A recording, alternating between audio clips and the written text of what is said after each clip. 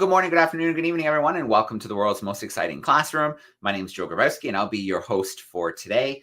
We have a pretty exciting event that has come together a little bit down to the wire today. If you've been following along the last few weeks, you know we've been having some battles with our Starlink units.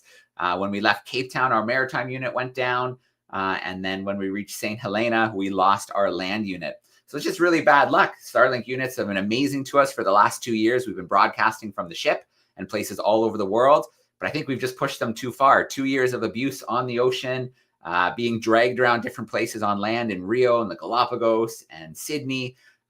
It was just a bit too much, and we've lost our units. But Starlink's being really good to us. We have 2 new units on the way, and we'll get them back on board the ship in the Azores. But until then, where it's a little bit difficult to get connectivity with the ship. But lucky for us, we managed to get some for this morning, and we're going to have a pretty cool event highlighting where we are in the world right now. So let's figure out where we are in the world right now. I'm going to bring up our map here. If you visit DARWIN200.com, you can check out this map at any time. You can see where the Oosterschelde and the DARWIN200 team are. Let me back out a little bit to give you a little idea of where we are in the ocean, the Atlantic, on our planet. If you click on the camera icon, you can see a trail of photos and images from all across the world, although you can see it's a little quiet on the last little stretch because we're just not able to upload from the ship like we were able to, but hopefully we'll be able to rectify that in the near future. But as you can see, the DARWIN200 Voyage, our 2-year epic following Darwin's Voyage of the Beagle around the world, we are at our second last stop. We are at Ascension, this amazing remote island, volcanic island in the Atlantic Ocean. If I zoom in here, you can see just how small this little bit is. It's amazing we're here in the first place. We had to get special permission. Tourists aren't able to visit right now. You need research permits. It is not easy to visit Ascension right now, but guess what? We're going to go live there right now. I have our expedition leader, Stewart McPherson, hanging out backstage. I'm going to take down this map. I'm going to bring myself back. I'm going to bring Stu in. Hey, Stu, how you doing? Hello, Joe. It's absolutely lovely to speak to you, and thanks for showing the map. Yeah, of course. It's great to connect with you. We have not connected for a while. We saw each other in Sydney. You've been bouncing around on various expeditions. We just missed each other in Cape Town, so it's great to connect with you this way. Thank you, and this is a very special place to connect from. So the ship left this morning. I'm staying with the Darwin leaders here completing their projects. The ship, as you might see on that map, it's just a little bit northwest of Ascension at the moment. And there we go, on that map. And yeah, the ship's departed this morning. It was kind of a bit sad to see her go. But I actually sailed on her from St. Helena across, which was amazing. Yeah, tell us a bit about that crossing, because we usually try to get an update, maybe something live from the ship, but we weren't able to. So how was the crossing between the islands? It was, yeah, I mean, it was perfectly calm. We had amazing weather. We had a special researcher on board from the Ascension Island government doing seamount surveys. I know she's really keen to present her project. So maybe next week she could join in and show you them. They had 17 Galapagos sharks interested in it's called a BRUV unit that they've deployed down to photograph the marine life on these seamounts. So we had 2 full days exploring the seamount systems and looking at sharks and other fish before getting to Ascension. But really, we had excellent weather, really, really beautiful. As you may recall, everyone does watches. So through the night, everyone goes up for 4 hours at a time. And this is the first time that I'd been sailing like this in the open ocean on the ship. I did a different leg in Chilean fjords before. And just seeing the stars at night around the mast and the sails, it's something you never forget. It's absolutely incredible. Well, that's great. You've been working so hard. I'm so glad you've been able to have this experience to be on the ship in the open ocean. And then, so we've got the researcher using the BRUVs, and then Mariana was on board. Was she able to get some deep water samples for the eDNA?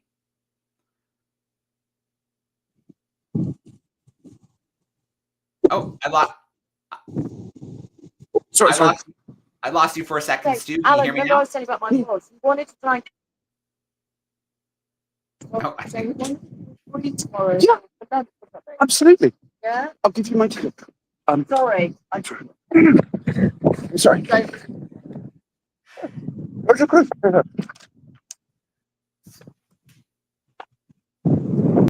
just a brief pause there. It looks like Stu, someone came to talk to Stu briefly. We'll bring him back in a second when I see him back on the screen. But I was asking about Mariana, our Explorers Club researcher. So she is on board right now, and she's been on since Cape Town. And we've been collecting eDNA, so environmental DNA, ever since Fiji. And this DNA is left behind by marine life in the water. So we don't always see the marine life, but if we take that sample of the water, filter the water through so we get what we want, the DNA that's left behind, we can tell what marine life has been in the water, has passed through, which is really cool. I think I see Stu back. No, maybe not. Oh, maybe. Let me see. Okay, cool. We got Stu back in. Hey, Stu. So sorry. Yeah, a little connectivity issue. Yeah, no, absolutely. So we had such a great sail across. We saw dolphins. There was bioluminescence behind the sea, right behind the ship. And also it gives you just a vision of how enormous the oceans are. You know, sailing for a week just across if you look at that world map and see the tiny distance between St. Helena and Ascension, it really gives you perspective of just how enormous the oceans of the world are. Yeah. So you had mentioned the Brooves and you mentioned the Galapagos sharks. What about Mariana, who's doing the deep water research with the Explorers Club? Has she been able to collect Absolutely. So she deployed it's called a pufferfish, which is a piece of equipment that samples. Yeah, absolutely. She deployed a special little piece called a pufferfish, which looks for eDNA, and she did that every few days along the voyage, particularly on the seamounts. And of course, she doesn't get her data immediately. She has to analyze it later and look at the different species that are in that ecosystem. But I think she's very also keen to join later and give you an overview of what she found out. And she's continuing it all the way up to the Azores. So from Cape Town right the way up the Atlantic. So it'll be fascinating to see how the populations of whales and other species, particularly whales, dolphins, porpoises, but also sharks, rays, differ right the way up the Pacific. Yeah, very cool. Oh, sorry. Yeah. Yeah. Let's check out some of the footage that you've been able to share with us. But before we do, can you just tell us a little bit about Ascension and why it was so hard right now for us to visit, how we got lucky, I guess? Yeah, I mean, Ascension is an incredibly special island. It's 1 million years old, which might sound a lot, but for geologists, that's nothing. The Earth is about 4.7 billion years old, so 4,700 million years old. So this island popped up relatively recently in geological time, about 1 million years ago. It's very special ecologically, as you'll hopefully see in the clips that are coming up. It has some incredible stories to tell. It's an island that has been severely impacted, as you'll hear, particularly the seabirds and the marine life around the island, and especially the sea turtles. But it's also an island that has a wonderful story to tell of recovery and hope for the future. Because I'm literally standing outside the Ascension Island Conservation Department here, this building here. And the team for the last decades have done unbelievable work to change the future of this island for the better and safeguard the amazing animals. So when you hear the stories that we're about to cover in the little clips, this is the headquarters, this amazing building and this amazing team. And hopefully the messages that they relay, the stories relay, go to show that it is within our power to save endangered species. And honestly, I can't think of anywhere else in the world that demonstrates that better than this island. Okay, let's get into some of those clips, Stu. The first clip that I have here is going to give us a real picture of the landscape.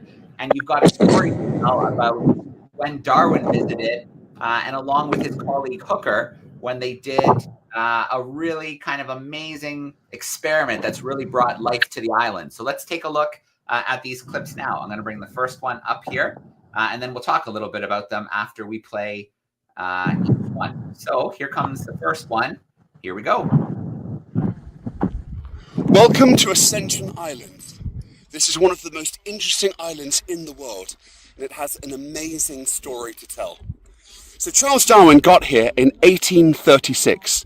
This is one of the final destinations of the Voyage of the Beagle. He landed down over there in what is today Georgetown. And at the time, there were just a few dozen Marines, about 60 or 70 Marines, with a little Union Jack flag and a few tents and storehouses. This is the end of the world. This is a really dusty, barren, dramatic island. The island itself looked like this. Dry cinder cones, lava flows, and ash. It really is a very barren place. There are no native trees at all, and just a few ferns and grasses and small plants. There's a euphorbiaceae. He called it as milkweed with poisonous sap. So there's nothing really you can eat on the land itself. So when they arrived here, when Darwin arrived here, he noted that the garrison of soldiers were very thirsty because the closest water points were little drip points, as in literally drip, drip, drip from the rocks, 7 miles away and 9 miles away. Imagine going with donkeys and barrels across this landscape trying to get your water every time you wanted a drink. It was a very difficult place to live and a very hostile and inhospitable landscape. But Darwin came up with an idea. Working with his great friend Joseph Hooker, one of the greatest botanists of the 19th century, the two of them planned an experiment. On ships sailing to Ascension Island, they sent plants from Kew and from the Cape Colony, what's now South African Cape Town. They sent plants from all across the world and wanted to plant them on the tallest peak.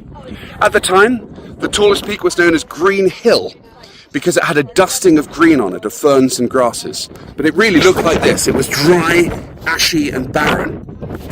They started off planting the trees at the very top of that Green Hill. Today it's known as Green Mountain. And little by little, those trees built up leaf litter on the soil, they caught the humidity in the oceanic winds, and they established as forest. And today, it is the first and only totally man-made rainforest in the world. There it is, over there. Can you see how green it is? There's 3 distinct layers that we're going to go and explore later. That's Green Mountain. It's incredible. Darwin and Hooker transformed a barren, ashy cinder cone like this, with all this red volcanic lava and ash and cinder, into a rainforest-clad mountain. And it was a total success. They managed to capture the rain in huge quantities and supply the garrison. And for 100 years, that's where the island got its water. All right, Stu, that view from up there is absolutely incredible. And you really see that dynamic between the barren land and what they were able to do on Green Mountain. It's amazing. It is. I mean, it's unique. There's nowhere else quite like it in the world. It really is the world's only man-made artificial rainforest and really ecosystem. Remember, before then, it was virtually a blank slate. There were a few endemic plants, very small ones like Euphorbiaceae and the ferns and the several grasses and other small ones, but no trees. Those, by the way, all being very intensively conserved and looked after. Incidentally, it's just a nice connection. You know, we were talking about the water from Green Mountain. Well, they used to have donkeys to carry the barrels back into this place, into Georgetown. And just looking across here, a herd of these now wild donkeys are just wandering across as if on cue. So those are the descendants of the very animals that used to carry across the barrels from the drip point way off in the middle of the island. So it is an incredible experiment. Oh, they're actually coming over to say hello. I think they want to meet your classes, Joe. Perfect. That's very cool. Yeah. So it is an absolutely extraordinary experiment. And there really is nothing quite like it in the world. Well, they really are. They're coming up to say hello. I think they want to join the world's most exciting classroom. Well, they officially have. They are here. Oh, that's so cool, Stu. A little bit of the natives. I hope they don't eat my phone. I think we've got an audience, a live donkey audience. So these donkeys right here, their grandparents and great-grandparents were the very animals that used to carry those barrels of water all the way from the drip point down into the town where the soldiers lived over in that part. With that experiment, this was no longer needed. So the donkeys, I guess, were unemployed and didn't have a job. So they were able to go wild and have roamed around the island ever since. They're very curious. They're looking at my bag and my notes, I think. They're very sweet. And yeah, since then, the rainforest has expanded It has three amazing distinct layers all the way up the mountain, which we'll see shortly. So yeah, there is nothing else on Earth quite like this. It's completely unique. Okay, so we're going to play that clip in just a moment. You'd mentioned classrooms. If you're tuning in with us on YouTube, don't be shy. Anytime today, you can send messages in via the chat, and we will answer those questions. So Stu, this clip from Green Mountain that we have here, how long ago was it when you visited that this clip was made? Well, so I was very, very fortunate to visit about 13 years ago to film a TV series for the BBC. It's actually really interesting because comparing what we filmed then to today, even in that short time, there's a very noticeable difference. There's a lot more vegetation that is spread from the island. So it's very noticeable. So to answer your question, yeah, 13 years ago. All right, let's take a look at this clip together. And then, yeah, here we go. It should load right about now. Back in the early days of exploration, the other thing passing ships needed was fresh water. The parched slopes of Ascension don't look like an obvious source. But when the Royal Navy garrisoned the island, a regular supply of fresh water was even more vital. Yet there's plenty of fresh water here, in the form of mist, condensed from the moisture-laden winds blowing over the high central peaks. All it took was two free-thinking visitors to invent an unusual solution. Charles Darwin called in here as he traveled the world in the HMS Beagle. Then later, his good friend, the botanist Joseph Hooker, also visited the island. They thought that plants could wring out the water from those clouds. So they persuaded the British government to send all manner of plants to this barren volcano. Well, by the 1850s, the plants started to arrive. They came from Kew, all across Europe, South Africa, and as far afield as Argentina. And they were planted on this mountain behind me. Although they don't normally grow together, the plants quickly formed natural-looking layers up the mountain. The first layer on these dry lower slopes is made of these eucalyptus trees from Australia and these succulents and cacti from South America. It's hot and semi-arid. Halfway up, it's much wetter and home to these tropical rainforest trees and bananas from Asia.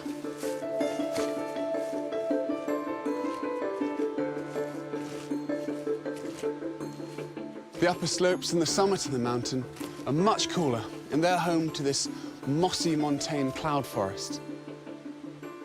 And it's really interesting that you get these three layers.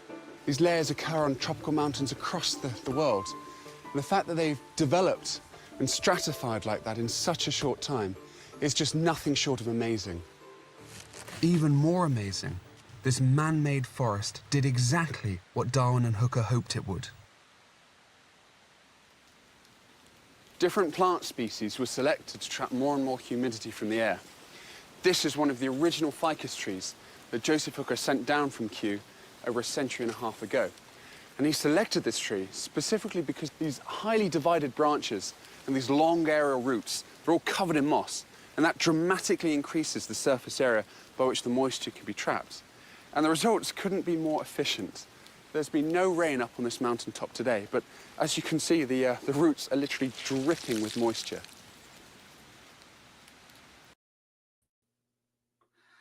Okay, Stu, that is what a contrast from when you were walking on those barren volcanic slopes and what those plants were able to do, capturing that moisture, and it just totally changed that ecosystem. Yeah, it's massive. They really did. It's really massively increasing the surface area by which water can condense on by thousands of fold. When you think about a hot rock surface that could get to 50 degrees C during the day versus a forest, the leaflet accumulates on the ground, locks in the water amongst the roots of the trees and in the soil. It doesn't evaporate as much. That the trees then capture the water, the humidity in the airs as the air is brought up from nearly 900 meters from sea level and causes the humidity to saturate out. So yeah, it was an astonishing experiment, and I think it succeeded beyond Darwin's wildest expectations. And luckily for the for the men here in Georgetown, and I guess the donkeys as well, because they didn't have to carry barrels anymore. They all got water, so that everyone had a good happy ending there. All right. Well, Stu, you mentioned the conservation work and how, the work around removing invasive species, protecting endangered species, endemic and native wildlife is really second to none on Ascension. So I've got a little clip here with the masked boobies that's going to tell a little bit of that story. So why don't we take a look at that now? That'd be great. Okay, so it's just loading here on this end, and we should see it now. Charles Darwin trekked all across Ascension Island, and in the southwest he noted big seabird colonies. I'm very happy to say there's seabirds here still to this very day, and they have quite an interesting story. The seabirds on Ascension Island lived without land predators before man arrived. There were no animals that would attack or eat them. So as a result, they're very tame, as this little masked booby sitting next to me proves. Let's have a look. Note, there's no nest. This masked booby has laid her eggs directly on the ground. There's no actual nest structure at all. They just cleared away pebbles and the eggs are resting directly on the sand and the substrate. When the ships did arrive though, cats, rats and mice were introduced, and these had a devastating impact, especially the cats. As you can see, the poor little boobies were very easy pickings for the cats, and they were easy prey. And most of the bird colonies, in fact all of them except sooty terns, were wiped out from the mainland of Ascension Island. There's a tiny little islet just off the coast there behind me called Bosun Bird Island, and that's where all of the bird species survived, and thankfully also the endemic frigate bird that occurs nowhere else in the world. Well, a few decades ago, conservationists came to Ascension Island and really focused on looking after the birds. They wiped out the cats, the feral cats that weren't meant to be here, the cats that were killing all these beautiful seabirds, and they severely controlled the rats and the mice. And the birds are slowly coming back. I was here 13 years ago, and there were a few hundred masked boobies down at the coast behind me. But now there are thousands coming back, nesting here on the beautiful mainland of Ascension, like this little one here. And the numbers are increasing, and hopefully spreading back all across the island. So it looks like there's a positive future for these beautiful seabirds of Ascension Island.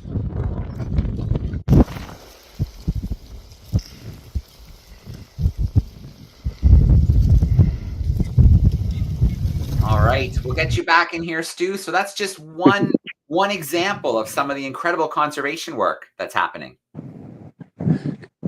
It is. It's inspiring, the work that's being undertaken here. All right. The teams work so hard. Often, you've got to remember, real conservation work doesn't happen in a year or even in 10 years. Sometimes it takes decades and decades or even lifetimes to achieve the goals that the conservationists are working towards. And I guess that's the biggest lesson from Ascension. It's an immense amount of work to save different species, but the examples of many of the animals here show that it is possible, that you can bring things back from the cliff of extinction and stop amazing animals and plants becoming extinct. And the story of the turtles here shows that better than any. All right. Well, that is a great segue because I've got some great sea turtle clips. There's no sound on these clips. So Stu, if you want to talk a little bit over the clips, the first one I'm going to play is a night clip of the sea turtle coming up on shore and laying its eggs. So I'm going to get that playing. And if you want to talk a little bit over it, Stu, feel free to talk a little bit about the turtles, but the video should be up now. Absolutely.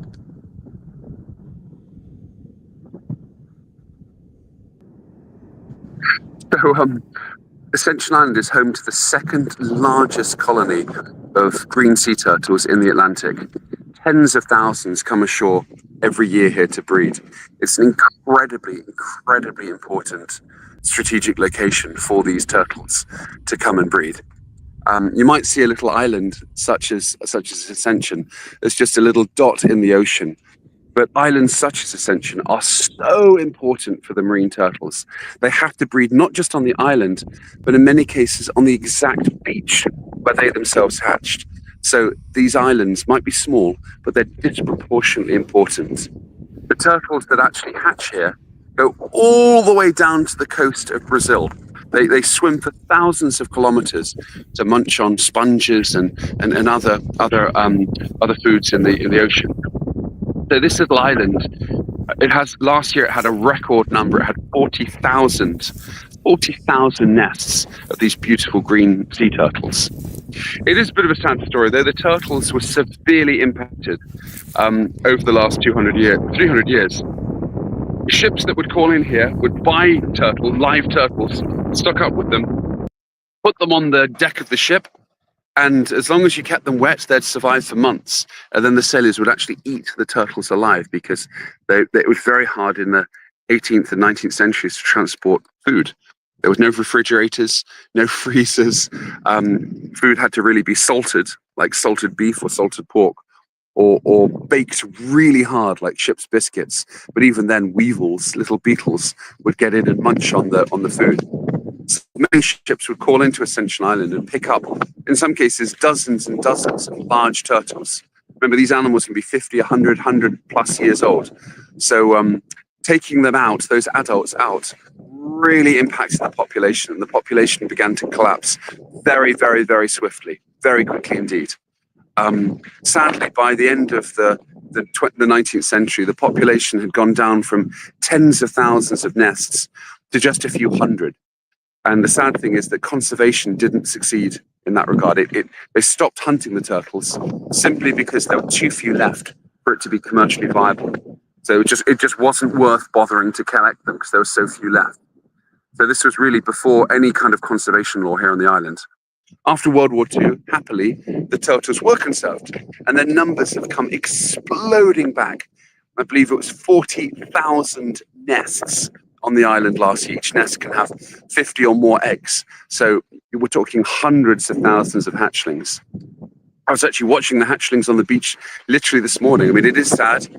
You see the frigate birds and many other species trying to gobble up the little hatchlings. And that is part of nature, of course, but it shows it's a healthy ecosystem with that number of turtles returning. So I've got a little clip playing now, Stu, with the turtles hatching. Brilliant. Oh, great. So they all are wrapped together. Unfortunately, every animal here wants to gobble up these turtles when they escape. Remember, there's 40,000 nests like this. So those are frigate birds swooping up above. It's hard to watch because obviously the turtles are so cute and need to get down to the water. But at the same time, the frigate birds have to feed their chicks too. So here on Ascension, you really see nature in action. You see the frigate birds. The poor little turtles are attacked by the frigate birds, the crabs, the fish, the sharks, even the parrotfish when they get into the water. So they really run the gauntlet. It's thought that just in 1 in 1,000 of those little baby turtles makes it to adulthood. So the odds are really, really stacked against them. It really is very, very difficult for the little turtles. But hundreds of thousands of eggs hatch each year, literally hundreds of thousands. And so a good number of turtles do survive. And the population now is really high again. It's actually thought to be higher, at least as high, if not higher, than the original levels prior to the harvesting of the turtles by their sailors. Incidentally, these birds that you're seeing, these black birds, are the Ascension Island frigate bird. This species is only here and nowhere else in the world. It survived on a little island, as we heard in that last clip, called Bosunbird Island. But there you can see the little turtles. Some of them make it. It's wonderful to see them finally get out to the sea. But when they get to the sea, their dangers aren't over. They have to watch out for fish, triggerfish, sharks, many, many other predators in the water. And even the frigate birds will swoop down into the sea and try and catch them in the water themselves. So the poor little turtles really have to get to the water as quickly as they can. And this happens every night. Thousands of turtles hatch. Thousands of turtles run the gauntlet down to the water every single night. So, Stu, I have a couple questions came in the chat about the sea turtle conservation. One classroom here knows that sometimes they'll take the nests, let them hatch, and then release them safely. Do they do that on Ascension, or do they just let things happen naturally? Oh, I think I lost you for a sec. Sorry, I think I lost you for a sec too. Sorry about that. Yeah, okay. So the little turtles running the gauntlet are amazing. Yeah, so the question I have from the students is, Do the conservationists help the turtles make it to the water, or do they just let nature happen? Well, this is the hard thing, and as a human, it's very difficult to get this balance right. So if you stop the frigate birds eating the baby turtles, then the baby frigate birds die. So honestly, the conservationists have to take quite a neutral stance. They can't save the turtles because the baby turtles, because if they do, the baby frigate birds die, and the other animals will die. So they have to stand back. Remember, these are wild animals. These are not pets. This is a wild place, a wild island. And honestly, the situation is that the conservationists have to respect the fact this is wild nature. And that is the right decision. That's the right thing to do. They do everything they can to look after the turtles. Yeah. But if you literally went down with every single, well, first of all, you couldn't. There's thousands of them every night being hatching. But even if somehow you could guard every single turtle down to the sea, then the birds would die, and the baby birds would die. So it is hard watching them being attacked by the frigate birds. But at the same time, that is part of the wild ecosystem here and the nature here. So they respect the natural order of it. One more conservation question here. Do they tag the turtles to see if they come back each year to lay their eggs? Yes, very much so. There's been many studies done in this regard with receiver tags that you can track by satellite, and it's known very well that the turtles can swim all the way down to the coast of Brazil, a really long way. The turtles from Ascension come back to Ascension. It's really still a mystery how they find this tiny island. This island is 91 square kilometers, which might sound quite a big area, but in the vast waters of the South Atlantic, that is a pinprick of land. If you went onto your... Oh, sorry, I think I might have lost you there for a second. If you went onto a football pitch at school and picked up a marble and threw the marble into the middle of the pitch, it would literally be something like trying to find that marble. That's how big the ocean is relative to Ascension. But somehow, and it's not really fully known, somehow the turtles get back to the island year on, year out. They're super accurate. Some people believe that they can taste the island in the water downstream. Others believe they have magnetic filaments in their heads that act a bit like compasses. Others believe that they can see the stars as they come up to breathe the air and navigate with the stars. Whatever it is, maybe it's a combination of all of those factors. They are incredible because individual turtles, not always, but usually come back to the exact beach, not just the island, but the exact beach where they hatched. I mean, that when you get your head around that, it is insane. It's incredible that they can do that. It would be like you trying to find, honestly, like a marble, not just a marble on your football pitch, but like a speck of dirt on the marble on your football pitch without any kind of technology whatsoever. It's astonishing how they do it. Yeah, absolutely amazing. Stu, you mentioned marine life and how the turtles, they have a gauntlet to run in the ocean of marine life. I've got a clip here, so it's our final clip today. Let's take a look at some of the marine life that we'll find in the ocean around Ascension. Perfect. All right, so this is loading, and it should take over everybody's screen. Here we go.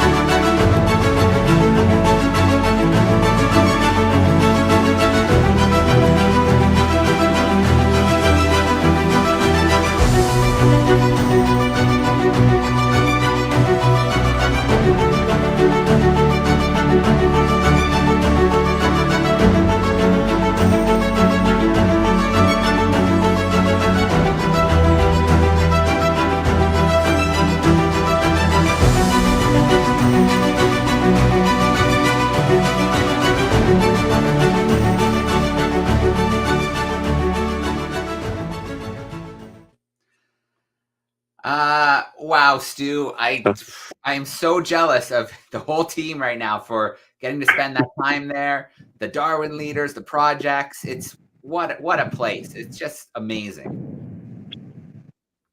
It is.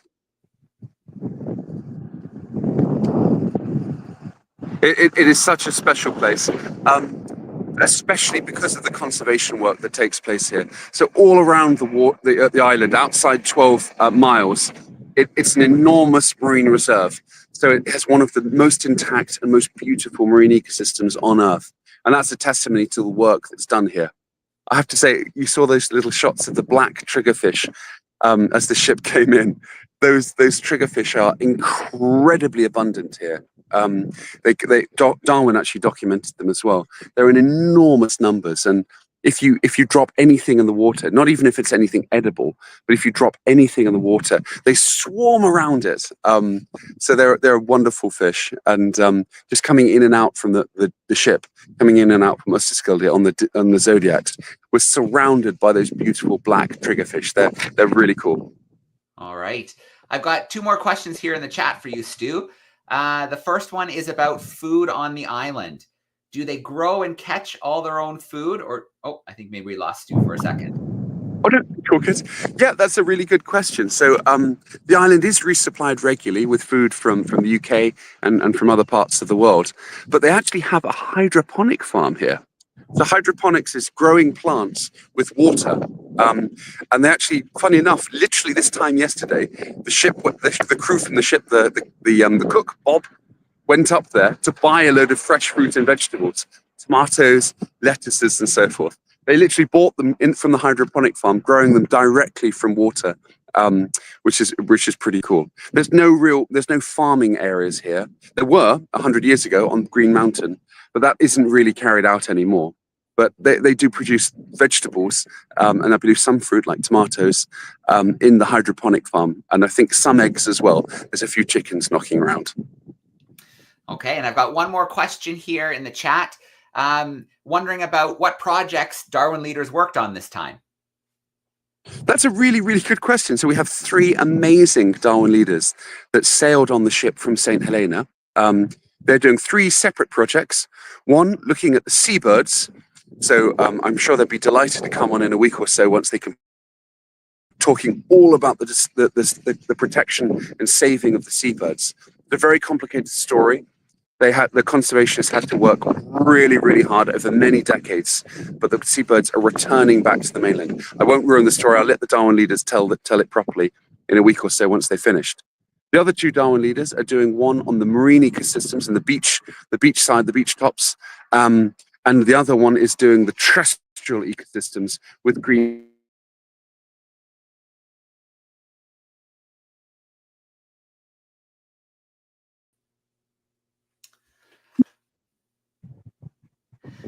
Stu, we lost you when you were talking about the third project, the terrestrial one. Oh, sorry.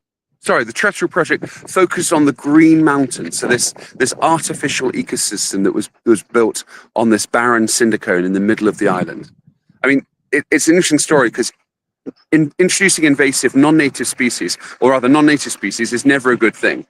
Ascension Island is a bit of an unusual example because it was so desolate. There were so few species here. There were a very small number of native plants. So it was essentially a blank slate. The studies that are being carried out are also fascinating because we can see that some of those the few plants that were native, have adapted to new environments and new habitats within that artificial rainforest that's been built on Green Mountain. So yeah, that's the third project, and I have to say all three will be really interesting. And I'm sure the Darwin leaders would love to join the world's most exciting classroom in a week or two and give a summary of what they found. Excellent. Well, I'm going to reach out because over the next few weeks, I can't believe how quickly July is coming. We're going to cram as many Darwin leaders as we can into the world's most exciting classroom over the next few weeks to share more of their stories, more of the conservation projects, and just to catch up with them and see what they're doing, what they've been doing since they've been on board the Oosterschelde.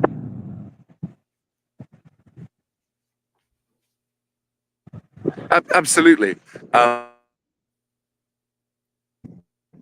Sorry, I might have lost you for a second there. Absolutely. No, it'd be really interesting to see their work. And also, by the time the ship gets to the Azores, we'll have full Starlink capability again. So we'll be able to zoom back to the ship and speak to the crew and the researchers on board for the final leg to Falmouth. All right. Well, Stu, I can't thank you enough for doing this from Ascension today. Such an amazing place to be able to host a world's most exciting classroom event from. We're going to let you go in a moment because we're going to do our experiment and curiosities. But Stu, thank you so much for doing this today and giving us a little peek and your donkey guest. Pleasure. Yeah. Thank you so much for having me. It was absolutely lovely to speak to you today. And good luck with everyone for the experiments. We have a whole range of new experiments every week till the end of the voyage. So we really hope you'll get involved and win those prizes. We've got lots of prizes still to give away. And same with the natural history curiosities of the week. So good luck, and please do send in your results to classroom@darwin200.com for a chance to win those prizes. All right. Thanks so much, Stu. We're going to let you go. Maybe if you can just take a risk with the connectivity, give us one more pan around of Ascension. Absolutely. I'm afraid the donkeys have gone. They've wandered off. This is part of Georgetown. The historic settlement is over there. And this is where the researchers and conservationists live. It's a small town. It's a very small town, but it's a lovely town. And it's got so much history around every single corner. And well, let's see if it links, if the connection lasts. You can see some of the cinder cones, the volcanic cinder cones behind the hills, behind the houses, sorry. They're all across the mountain. I believe there's 12 large ones all across. So it's a really spectacular landscape. All right, perfect. Well, Stu, thank you so much. The connectivity held out. That was amazing. Thank you for preparing those clips. You'll have to thank Josh and Elliot as well, our camera operators. Great to connect today, Stu, and enjoy the rest of your time on Ascension.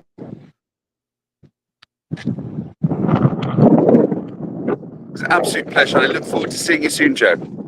All right, thanks, Stu. Take care. Bye. See ya. All right, very cool. Well, that turned out very different than I thought a world's most exciting classroom was going to go today. I was going to play a couple little clips today. It was just going to be a short, maybe 30-minute update today, but being able to connect live to Ascension, the way it worked out, I think that was pretty special. Talking to Stu, seeing a little bit of the island, seeing those donkeys, those ancestors of those water carriers still living on the island, and then all those beautiful clips that Stu and our camera operators, Josh and Elliot, put together. Ascension really is a special place. It's an amazing place. So like I said, we're going to wrap up today with some experiments and our curiosity of the week from last week, and then a brand new one for this week. So last week, a couple weeks ago, we met Jonathan, probably the world's oldest living land animal. We figure Jonathan, the Seychelles giant tortoise, is about 193 years old. So we got to see some clips that Stu took of Jonathan on St. Helena, and Stu showed us a little bit of the island. And I thought it would be neat to bring up our island gigantism experiment. So on islands, sometimes things can grow to be really large, larger than the mainland. Or on the flip side, sometimes they grow really small, smaller than they would be on the mainland. So let's take a look at the results video and find out, why that might happen on islands. I've got the video queued up. Let's take a look at the results.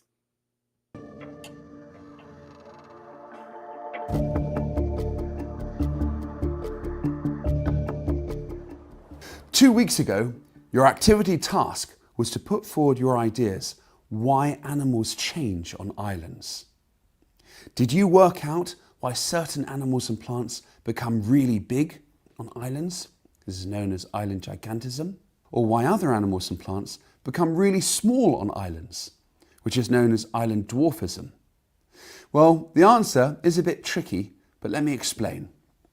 Well, there's many reasons why this happens. Let's look at island gigantism first. In many cases, remote islands lack large animal predators, particularly mammals. On the Komodo Islands, where our example of the Komodo dragon lives, there are no tigers in comparison to mainland Asia, where tigers are widespread.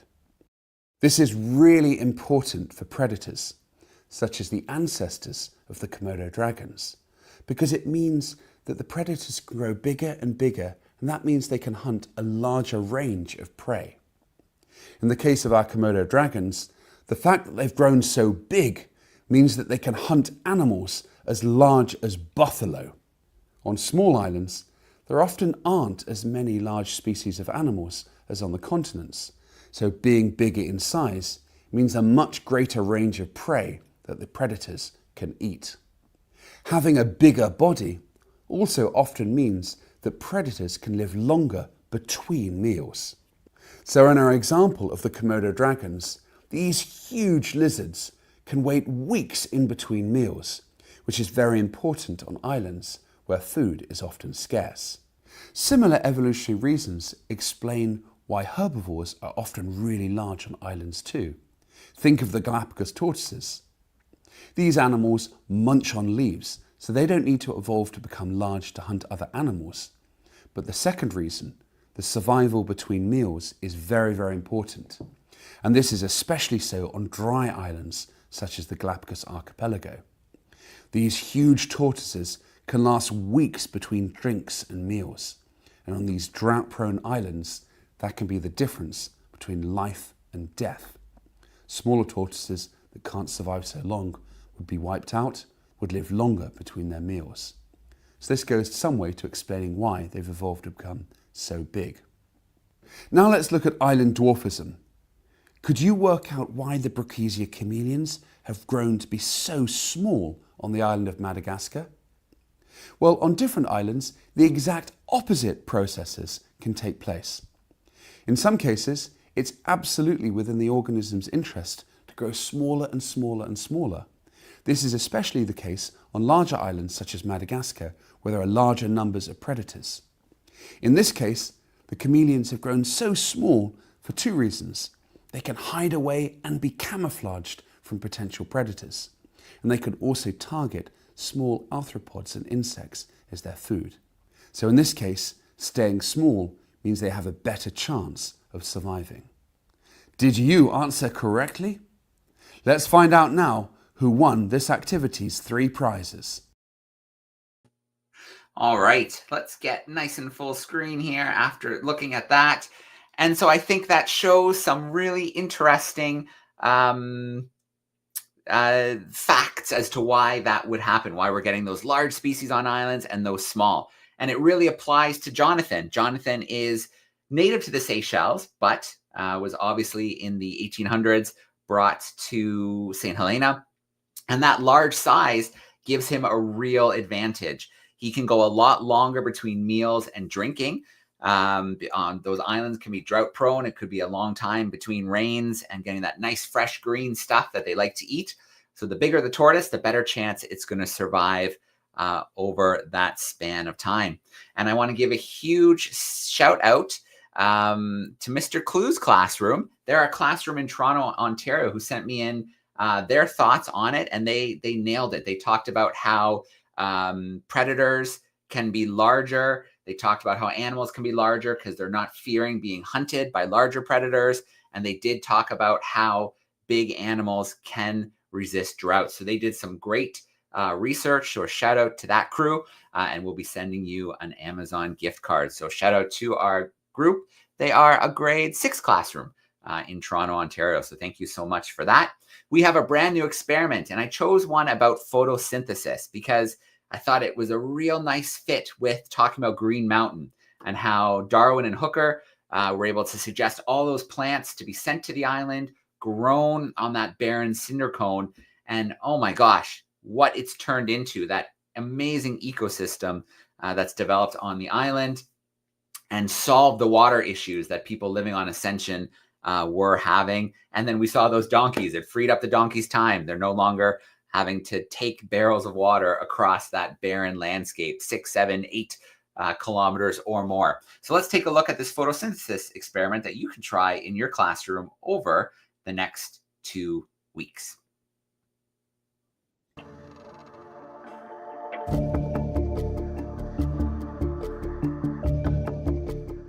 Welcome back.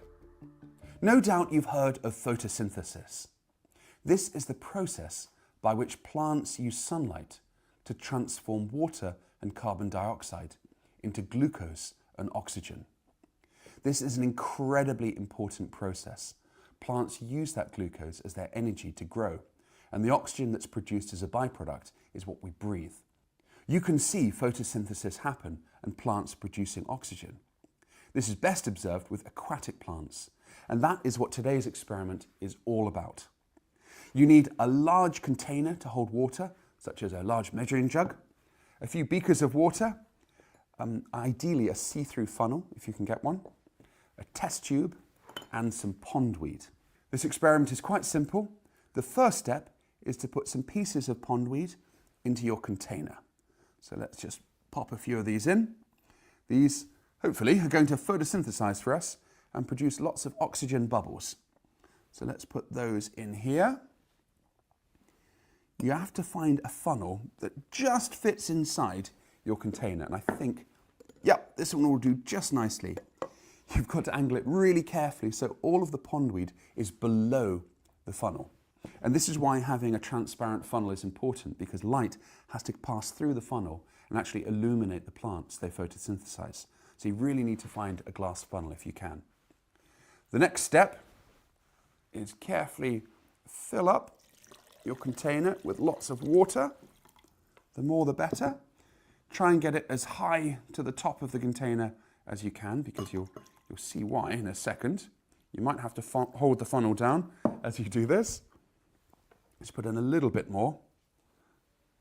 There we go. I think that's about as full as I can get it. And next, the tricky bit.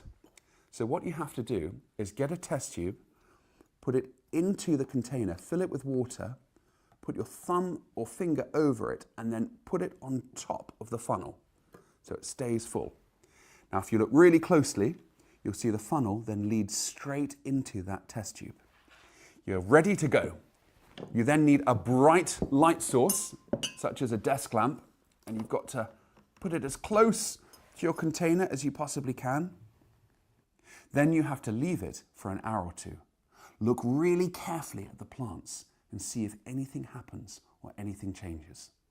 Run this experiment at home over the next 2 weeks and send in photos of your pondweed and any oxygen that it's produced that it should collect in this test tube. We've got 3 £50 Amazon gift voucher prizes to give away for the winning entries. Join me in 2 weeks' time and we'll look at the results of my experiment and see if my pondweed has photosynthesized and produced any oxygen. Good luck and see you next time. Okay, there we go. That is your experiment to try at home or in the classroom. You have 2 weeks to give it a try and send in some photos trying that experiment to classroom at DARWIN200.com. I'll put that up there one more time for you, classroom at DARWIN200.com. I'm going to go through our curiosity now before we say goodbye. We have last week's curiosity to look at and a brand new curiosity, and you have 1 week for that. 1 week to send in your best guess for the curiosity coming up. 2 weeks for the photosynthesis experiment for your chance at Amazon gift card. So let's get into last week's curiosity. I'm going to bring it up right here, remind you what it was. Here it is. It is interesting looking. It's smooth and white on the inside. It's dirty on the outside. And then you can see that it was held together really tight here on the end, but over time, because it's something from a larger piece, it's fragmented here over time. So that was our curiosity. It is a mammoth tusk. So it's a woolly mammoth tusk. It's a fragment of a tusk. It's obviously not the whole tusk. It is 20,000 years old. And this particular specimen was found on the Yamal Peninsula in Siberia. So that was our curiosity from last week. Woolly mammoths are extinct, but there is a company called Colossal Biosciences, and they are working on something called de-extinction. So they want to try to bring back species that have been lost. And it's more like functional de-extinction, because once you lose a species, you're never going to bring back an exact copy. But their idea is to bring back species that have traits similar to something like the thylacine, the Tasmanian tiger, the woolly mammoth, the dodo, and then potentially reintroduce those species to their native ecosystems, which will help restore and conserve those ecosystems. But that same technology that could be used to bring back species functionally can also be used to help conserve species now. So think about it. A great example, the cane toad was introduced into Australia. It's venomous, so it's been killing native species. When things like the quoll eat the cane toad, they die. Now imagine you could take quoll DNA and insert something into a gene into their DNA to make them resistant to that toxin in the cane toads. Now they can eat the cane toads, lowering the population of them, and they're going to be safe. They're not going to die, and their population will grow as well. So that's an exciting way that technology can be used to help conserve species that are in trouble right now. So woolly mammoth tusk, that was our curiosity from last week. I have a brand new one this week. Here it is in my hand. It is green. It's kind of a pale green color. It is very smooth and shiny. It feels very smooth. It almost feels like a piece of glass. It is not a piece of glass. I'll tell you that right now. I'll give you that clue. It is, I'll give you one more clue. This was found in Mexico, this particular piece. It is, again, a pale green color. It's very smooth. It feels almost like glass. So what do you think this is? What rock or mineral? So I've given you lots of clues. Rock or mineral. It is found in Mexico, and it's not a piece of glass. I'll give you that little clue as well, so we don't have a lot of guesses that it's glass. So what do you think this rock, this mineral is? Send in your best guesses to classroom at DARWIN200.com. You have 1 week to go ahead and do that, and then we will answer that next week. Well, there we go. Right on time, 9:59 Eastern. This was an incredible session of the world's most exciting classroom. I'm so excited we got to connect with Stu, expedition leader from the field in Ascension. The Oosterschelde has just set sail. It's making its way to the last stop, I guess, of the Azores. Hopefully we'll have the Starlink units back on board. We'll have lots of connections from there. And then it's the last leg heading to Falmouth in the UK, arriving around the 18th or 19th of July in Falmouth. What an amazing time it's been so far. And we still have several weeks of world's most exciting classrooms to go. So to end off for today, I want to give a shout out to our sponsors, our partners, our supporters, without whom we wouldn't be having the world's most exciting classroom. We wouldn't be sailing towards the Azores.